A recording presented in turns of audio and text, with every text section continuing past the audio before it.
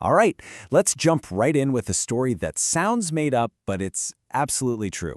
It's about a man who could escape from literally anything. Well, except as it turns out, his own mind. Today, we are going to talk about overthinking and how to break free.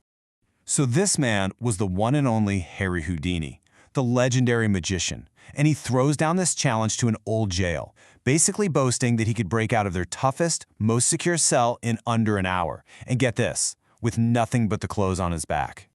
So, Houdini walks into the cell, totally confident, and you hear this clang as the heavy metal doors slam shut. He gets to work right away, using this tiny piece of steel he had cleverly hidden in his belt. But 30 minutes goes by, then an hour. His confidence just melts away. An hour turns into 2, and Houdini, drenched in sweat, finally just gives up. He's completely exhausted, and he just collapses against the cell door, and it swings open. Yeah, it just opens. But wait, here's the real twist. The jailer had never actually locked the door. The bolt was never thrown. It was unlocked the entire time. So, if there wasn't a physical lock holding him in, what on earth was it that trapped him? The door was locked, all right? But only in Houdini's mind. And because he believed it was locked, it might as well have been welded shut. You see where I'm going with this? It's the perfect metaphor for overthinking. It's this prison we build for ourselves with a door that's secretly unlocked the whole time. So what even is overthinking, really? Well, here's what's super important to get. It is not problem solving. Problem solving actually looks for a way out. It moves you forward. Overthinking, it just spins you in circles. It's all about replaying the past or creating these endless, terrifying what-if scenarios about the future. It's a loop, not a path. So what is actually going on in our heads when we're stuck in that loop? Let's geek out a little on the science here. It turns out there are kind of 2 key players in your brain, and they're basically at war with each other. Okay, so on one side, you've got your cerebral cortex. Let's call it the thinker. It's the logical part that plans and remembers things. But on the other side, you've got the amygdala. Think of it as the alarm. It's your emotional center, and its job is to sound the alarm for fear. When the thinker starts obsessing over some worry, it pings the alarm, and suddenly your heart's pounding and you are in full-on panic mode. And here's the real kicker.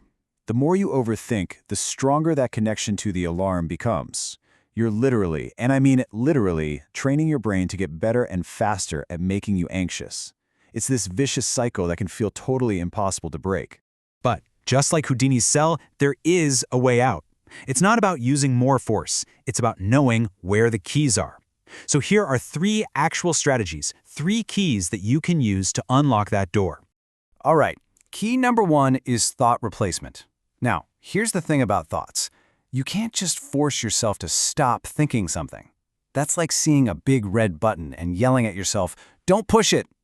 It just makes you want to push it even more, right? So instead of fighting the thought, you gotta replace it. Let's try a quick little experiment. Right now, whatever you do, do not, I repeat, do not think about a pink elephant. Got it? No pink elephants. You're picturing it, aren't you? Of course you are. It's impossible not to. But now, try this instead. Picture a giant tortoise crawling really slowly, and it's holding a single red rose in its mouth. Did you see what just happened? The pink elephant is gone. You've replaced it, not just tried to crush it. Okay, our next key kind of builds on that. It's called detached mindfulness. And this isn't about stopping your thoughts at all. It's about completely changing your relationship to them. So, the whole goal here is to stop being in the middle of the hurricane of your thoughts and instead become the person watching it from a safe distance. Imagine your worries are just clouds floating by in the sky. You can even name them as they pass. Oh, hey, there's that worry about work again. And then just let it float on by. Don't judge it, don't grab onto it, just observe. And then ask yourself one simple question. Is this thought actually helpful right now? Spoiler alert, the answer is almost always no. Now, our third key, it might sound a little weird, but trust me, it's so effective. It's this: schedule your worry time. Seriously, instead of letting anxiety just take over your entire day, you make an appointment with it.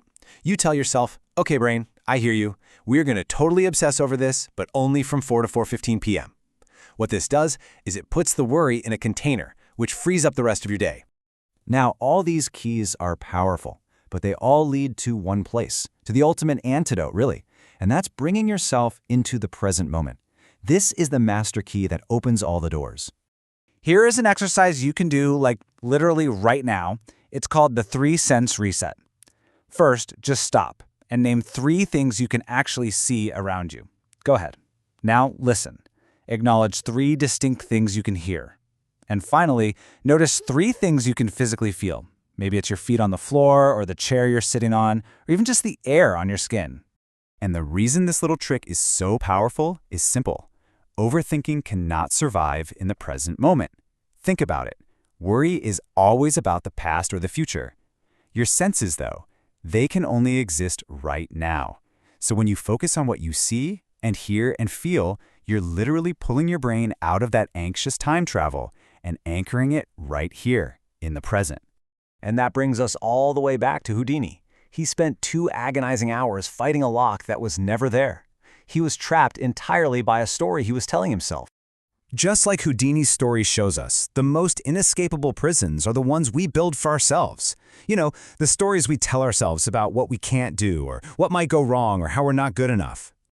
But the really good news, the secret that Houdini didn't know, is that the door is almost always unlocked.